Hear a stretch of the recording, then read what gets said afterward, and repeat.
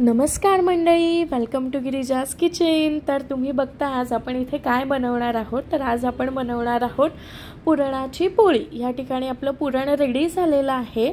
तर मी तुम्हाला एक स्पेशल व्हिडिओ बनवून देईन की पुरण कसं बनवलं जातं। आज पुरण बनवून झालं आणि त्यानंतर मी व्हिडिओ शूट करायला घेतलेला आहे, कारण एकटी असल्यामुळे ना प्रॉपर मोबाईलनी शूट करता येत नाही। तर पुरण इथे आपलं रेडी झालेलं आहे। एक जायफळ आपण त्याच्यामध्ये किसून बारीक करून घातलेला आहे, वेलची घातलेली आहे।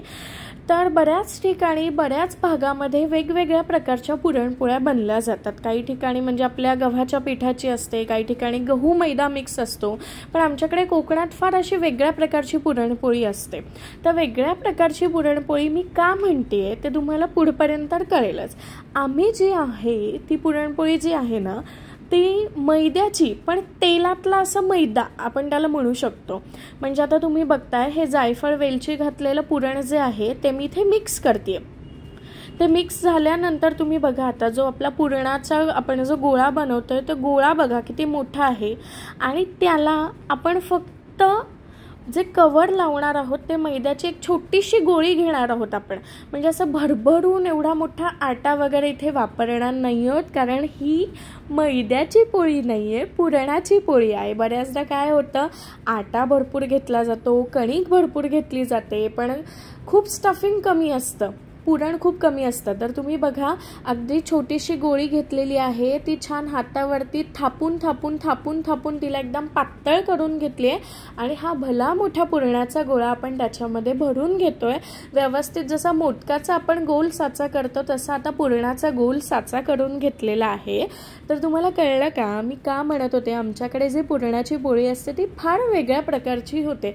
बऱ्याच भागात कशी अगदी पोळी म्हणजे चपाती जशी करतात तशी केलेली जाते, तर आमच्याकडे तशी नसते। अगदी नावाला मैदा इथे लावतो का तर खाली पुरणपोळी चिकटली गेली नाही पाहिजे पोलपाटाला। बघा अशी छान पातळ लुसलुशीत पुरणपोळी आपली इथे तयार होत आहे। आणि ही पुरणपोळी अगदी मी तुम्हाला सांगते डोळे बंद करून 3 ते 4 दिवस चांगली टिकते।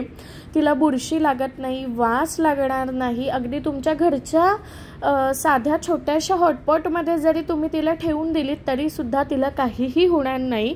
तर अशा प्रकारे सॉफ्ट डिलिशियस अप्रतिम सुंदर टेम्पटिंग अशी पुरणपोळी आपली तयार झालेली आहे।